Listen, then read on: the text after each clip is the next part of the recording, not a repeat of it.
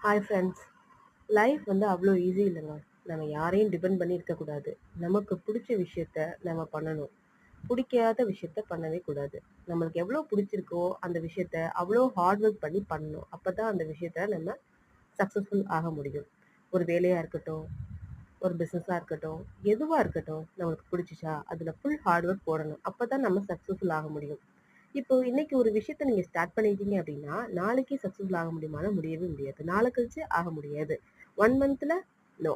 நம்ம எவ்வளோ எவ்வளோ எஃபோர்ட் போடுறோமோ, அவ்வளோக்கு அவ்வளோ நம்மளுக்கு வந்துட்டு ரிட்டர்ன்ஸ் வரும். ஓகேங்களா? ஸ்டார்ட் பண்ண உடனே நெறைய பேர் வந்து பார்த்தீங்கன்னா, சக்சஸ் ஆகல, எனக்கு ஆர்டர்ஸ் வரல, அப்படி இப்படின்னு சொல்லிட்டு ஆன்லைன்ல வந்து ஸ்டார்ட் பண்ணிட்டு நெறைய பேர் போயிடுறாங்க. பட் அது ரொம்ப தப்பு.